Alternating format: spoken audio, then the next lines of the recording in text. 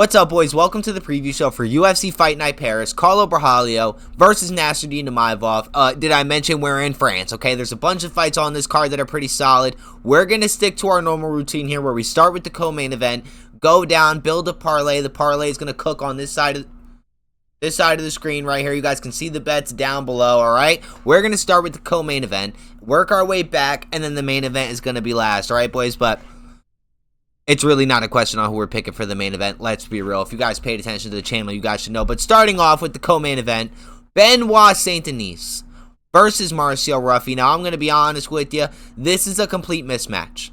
This is an absolute mismatch. Benoit Saint-Denis, boys, listen. Benoit Saint-Denis is the biggest fraud at 155. He is the biggest fraud at 155. He beat up Matt Frevola, the Steamroller, and they gave him Dustin Poirier on the Sean O'Malley card. They said, you know what, BSD, you are next up in the division. They gave him a complete crazy jump in competition level from Matt Steamroll Frevola to Dustin Poirier, right? And obviously, my boy Benoit Saint-Denis was winning the fight against Dustin. He was tearing Dustin down, okay? I thought it was going to be the end of Dustin Poirier. I was like, look at this Frenchman special forces operator going insane on Dustin, right? Then he goes out there and gets counter-punched into oblivion, and that's history, all right? He lost that fight against Dustin Poirier. He went out there and tried to get his mojo back at 80 XC4, okay, against a dude named Mark. He won a grappling event, but then got doctor stoppaged against Renato Moicano. Right there, right when he got doctor stoppaged by Renato Moicano, I knew that BSD's career was no longer. Renato Moicano, ranked number like 7 or 8 at the time. No, he was definitely ranked like 12. Right? Because he's ranked 10 now. He was ranked like about 12 at the time. Completely washed BSD. And then the UFC gave him a underhanded ball, and the dude named Kyle Propolek. Dude was coming off of a 5-year layoff from the UFC. His last UFC fight was in 2019 against Austin Hubbard, which he lost against, a unanimous decision. He lost his contract. So he got promoted, obviously, to the sub-promotion. So he fought in the sub-promotions, made his way back to the UFC, and Benoit Saint-Denis took him out in the second round, right? This is a complete mismatch. Okay? Marcel Ruffy is completely taking out the old heads of the UFC. He just completely mollywopped Bobby Green. That was knockout of the year for me. Bobby Green versus Marcel Ruffy is knockout of the year. Let's be real. That was spectacular. Absolutely spectacular. Now, it's not like we haven't seen Marcel Ruffy lose. Yes, he got knocked out against a dude named Manuel Sosa in 2019 in SFT combat. Sure. I have no faith in Benoit Saint-Denis. Absolutely none. None at all. And this is coming from a Fighting Nerds hater. I'm a Fighting Nerds hater. I don't like them. I feel like they get handed the easiest fights, and this is my point proven. You are fighting Benoit Saint-Denis. They are handing Marcel Ruffy, handing him 1 million fans right now. Go fight one of the biggest draws in his hometown, right? Who's an easy fight, let's be real here. You're going to get a highlight reel finish, Marcel Ruffy, and he's going to gain a fucking 1 million fans. Yes, he is. Absolutely. We're going Marcel Ruffy here. Now, I would say, let's go Marcel Ruffy submission or knockout, right? I mean, yeah, I was gonna say let's go Marcel Ruffy knockout because that's his thing. He's technical knocking out. He's TKOing everybody, flying knees and punches and spinning back fists and things like that. But this is a Fighting Nerd. He might mix it up. I'm not picking a method for this one, boys. So we are cracking Marcel Ruffy at minus 180, okay? That's what we're doing here, and we're going to move on, boys, okay? So I don't know why my slip isn't... Oh, okay, because it's because I'm not all the way up, all right? That's why. Okay, see, I was a little confused right there, but that's what's going on. All right, so we're going to hide... Well, no, we can keep it up. We can keep this up. All right. What's next? So we just did the co-main event. Paul Craig made his way onto this. Made his way onto the UFC Paris card for whatever reason. Listen, Paul Craig is a special case for me. Dude's unranked. He was once the submission threat that we have never seen before in the UFC. I thought this dude was going to go far. I'm not going to lie to you guys. I thought that Paul Craig was going to go far. But he's decided to go on a 4-fight losing streak, if you count that no contest he just had against Rodolfo Borralho, a loss. But a 3-fight vicious losing streak, losing to Brendan Allen, Carlo Borralho, and then, sadly, Bo Nickel. Once I saw him lose to Bo Nickel, I knew it was over. Paul Craig is fighting a dude called Modestas Bukauskas, who honestly, I'm super heavy on. This dude's an absolute savage. He's been going out there beating the heads off of canvases, okay? Ian Chutabella, who I hold highly. I honestly hold Ian Chutabella highly. My boy went out there and beat his ass. It says decision split. Yes, it does. But my boy Modestas Bukauskas slaughtered him, okay? I think this is going to be a no-brainer here. Modestas Bukauskas by literally whatever he wants. Now, Paul Craig has his back against the wall. He has his back against the wall, boys. This dude has lost 3 fights in a row, and then a no contest. I call that losing 4 fights in a row. I'm extremely surprised he's here. But let's be real. If he loses this in a spectacular fashion, if he gets beat up in round 1, KO'd in round 1, whatever in round 1, if it just is not extremely competitive, bye-bye Paul Craig. Honestly, even if it is extremely competitive, it might seriously just be bye-bye Paul Craig. All right, we're going to go Modestas Bukauskas here. Now, if you are feeling lucky, I would crack Paul Craig's submission. That's the only way he's winning this fight. You see Paul Craig's submission is +6. Oh, wait, you don't see that. I'm very sorry. Paul Craig's submission is +600. If you're feeling confident, that seems like a nice little underdog bet you could smack right there. But I'm going to go Modestas Bukauskas -355. I mean, it's really not a lot of value right there, right? But it's good. It's whoa. What just happened here? Why did I just lose all of my why did I just lose? Hold on, I'm going to pause the recording, boys. All right, I'm sorry about the little I figured it out. I'm sorry about the technical difficulties, but we're going Modestas Bukauskas money line, boys. Excuse me. There's not a lot of value here, but we got 2 favorites, and we're at -101. We're at -101 for the parlay. Okay, let's go crack something else real quick. Okay, shoot. Yeah, all right, pause. But let's go crack something else. We're gonna get to this main event last, boys. Okay, now I might as well get into it now, right? Saint-Denis Imavov versus Carlo Borralho. Now look, these dudes have a common opponent in Jared Cannonier. Now, Carlo Borralho went tooth and nail with Jared Cannonier for 5 rounds. His eye got shut. Excuse me, boys. His eye got shut. It was an extremely competitive fight. Now, Saint-Denis Imavov went there. It was a tiny bit competitive in the beginning, but then wiped the floor with Jared Cannonier. Now, Saint-Denis Imavov is the only French fighter, boys, that I hold at a high caliber. My opinion, he's a mini DDP. I don't know how he's winning these fights. If I'm going to be honest with you. His fighting style, to me personally, is looking a little goofy. He be knocking, like the way he knocked Izzy out. Look, I mean, yes, of course, he snapped Izzy's head back. It was a vicious uppercut. But I was looking at it, I'm like, damn, I'm surprised that landed. Like, I was just a little surprised that landed. But Saint-Denis Imavov is the only French fighter that I hold to a criteria, okay? Dude is on a nice, solid 4-fight winning streak, all right?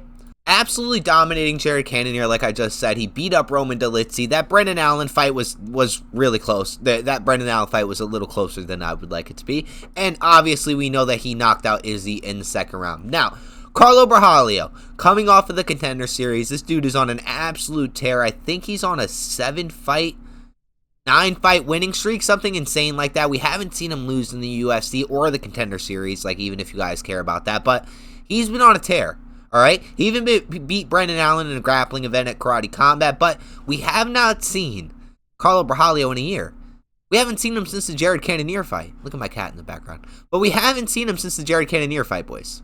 We haven't. I am extremely heavy on my boy Saint-Denis Imavov here. Do I think he gets it done before 25 minutes is up? I don't know. Carlo Borralho was a dog. He almost got knocked out against Jared Cannonier. I think Saint-Denis Imavov is going to put the pressure on him. The question is Carlo Borralho going to shoot? Is he going to take him down? Do I think Nasruddin can get up? I think this is going to be a stand-up fight. I do. And if it's a stand-up fight, Nasruddin Imavov, in my opinion, has the better, cleaner striking. Carl Borralho has a chin, though, so watch out, boys. I think this is going to go to a decision. This is going to be a bloody, nasty decision win for Nasruddin Imavov, boys. I'm going to crack Nasruddin Imavov money line here. I have to. I'm not betting on Carl Borralho. I don't think the Fighting Nerds get out of UFC Paris undefeated here, boys. I think we're going to see another Fighting Nerd take an L. They're not going to stay undefeated for long. We saw Carlos Prates lose a lot of aura right there against Ian Machado Gary, boys. I'm not going to lie to you guys. There's a lot of good fights here, boys. Mason Jones versus Balaji Oki is going to be an absolute banger. But let me show you guys my favorite fight of UFC Paris, boys. It is going to be, I can't even show you guys because I have, hold on. Hey, I fixed it. The best fight of UFC Paris, this is the second fight, boys. Andreas Gustafsson versus Renat whatever. I'm not even going to attempt to pronounce my boy's name right here, but this is going to be a stand-up bloodbath, boys. If you guys are in, tap in. This is going to be a fantastic fight. I'm going to go Gustafsson here, though. This is going to be a decision fight. This is going to be a CTE absolute extravaganza, boys. This is going to be a CTE extravaganza. If you don't believe me, you better go tap in and figure it out, all right? I seriously cannot wait to see this fight. Renat for whatever, bro, has the chin that I've never seen a man before ever have, okay? That chin is a little bit spooky, boys, okay? Let's be real here. Dude is 24-2, Renat. We've seen him lose against Craig Jones in a grappling event, and we've seen him have a draw in the UFC, but we've never seen him lose in the UFC, period. Now, my boy Andreas Gustafsson is coming off of an absolute savage war against Chaos Williams that gave me goosebumps watching that live, and a knockout win over Pat Patilic in 2024 in the Contender Series. This is going to be Andreas Gustafsson's second fight in the UFC. They're putting him against a straight veteran, a straight savage. This is going to be a great fight. I'm going to go Andreas Gustafsson here, boys. Minus 122, slight favorite. It's basically a pick 'em here if you look at the odds, but that's going to be a great fight. Brad Tavares is on this fight card. I don't know how I feel about Brad Tavares now, boys. I'm going to be honest with you. He's fighting a really savage dude named Robert Brzezinski, whatever. He is coming off of a loss against El Portobello, right, in the UFC, and that was his only fight in the UFC, so this is his little ride for redemption against Brad Tavares here. Do I think he gets it done? I don't know. I'm not confident in my boy Robert enough to bet on him, and I'm not confident in Brad enough to bet on him, so we're going to skip that fight. I'm going to let these dudes live. Sam Patterson versus Trey Waters is a pretty solid fight here. This is more than likely, I'm going to be honest with you, going to go to the ground, okay? This is probably going to go to the ground. My boy, Trey Waters, has beaten up Billy Ray Goff, right? Yeah, he beat up Billy Ray Goff, decision unanimous in 2024, fight of the night, an absolute perfect performance. Sam Patterson, though, is an animal, though. Last 3 fights have ended in round 1 knockout. I think it's pretty clear that we bet on Sam Patterson here, though. I want to bet on Trey Waters. Gonna be a great fight, but some's telling me that Sam Patterson, obviously with 3 round 1 knockouts back to back, I'm not gonna bet against you. You know what I'm saying? Absolutely not. Now, there's a fight on the card that is not added to DraftKings yet because it was just recently added. Harry Hardwick versus Kawhi Fernandez. I'm trying to see if I can find it here because this was just added, I believe, today, right? It's not on here. But when it gets added, we are definitely going Harry. We're absolutely going Harry. Harry is 13-3, coming from Cage Warriors, an absolute champion this dude is. He's on his second title defense when he got called up to the UFC, and he accepted. He's fighting a dude named Kawhi Fernandez, who's 10-2. That dude's kind of a savage too, but we've seen him lose in the UFC, only in decisions though. That's going to be a great fight. If that pops up while you see this video, tap into Harry Hardwick. I don't know what the odds are on that. It's not popping up here for me. It just got picked, but thank God this popped up. Look at the screen, boys. Patricio Pitbull, for whatever reason, slimed his way onto this fight card. I don't know who he bribed. I don't know how he did it, but he made his way onto UFC France, UFC Paris. Now, My boy is 1-1 in the UFC, coming off of beating up Dan Ige, but he lost to Yair Rodriguez during his initial step into the UFC. This is going to be our third time seeing Patricio Pitbull, and we have not seen Patchy Mix return yet. By the way, they fought on the same card on their debut, and they both kind of looked equally as shit. Let's be real here. Now, Patricio Pitbull is fighting a 16-1 unranked new signee from a organization called Octagon with a K. I've heard of that before. He was a champion over there. Apparently, he was the double champ. He has pictures of him with 2 championship belts. I'm not tapping into the lore for that, but I'm never betting on Patricio Pitbull ever in my life. I'm going to be honest with you. I'm not betting on any new signees coming from another organization that's Bellator ever again. Now, I'm saying this realizing that Luonce, whatever how you pronounce his name, is coming from another organization that is Octagon, but I'm not betting on Patricio Pitbull. I don't care how good his wars were against Michael Chandler. You see these odds here, minus 225. A lot of people are also understanding where I'm coming from, where Patricio Pitbull, listen, you lost my faith in you. You lost it. You lost, especially when you went to the decision with Dan Ige. No shots on Dan Ige. What an absolute warrior of a man, but come on now, let's be real. So far, boys, we have a 6-pick parlay landing at plus 1,633. So far, we have Luenz Correcta, Sam Patterson, Andreas Gustafsson, Nasruddin Imavov, Modestas Bukauskas, and Marcio Ruffy. The only thing I'm kind of light on here, boys, is Sam Patterson, but I think Sam Patterson gets it done. I think Sam Patterson has it done. Now, we have a few more favorites to add to our parlay, but if you don't want to, you don't have to. I'm looking at Willem Gomez and Omar Sy, but both of these dudes are absolute crazy overdogs. My boy Omar Sy is almost minus 500. All right, that's a little ridiculous. And Willem Gomez is minus 258. Let's add him. Let's see what that's cracking for. Plus 2,008, plus 2,000, almost plus 3,000. Oh, okay. Listen, I think this is the locks of the week. Omar Sy over Brenton Ribeiro. Willem Gomez over Robert. Okay. Luenz, how do you guys want to say? I don't know how to. I'm gonna call him Quieta. Okay, we're calling him by his last name there. You know what am I supposed to do? We're smacking in for minus 225. Sam Patterson, I'm a little light on, but he has 3 first-round knockouts. I think I'm pretty confident in him. Andreas Gustafsson, I'm heavy in, boys. I got hella bias towards him. Modestas Bukauskas is gonna run through Paul Craig. They could put anybody in front of Paul Craig at this point. And Marcio Ruffy. Marcio Ruffy gets this done, boys. Hey, listen, I think this is great. We're going to smack this. How much? Listen, let's see. Let's put a little 10.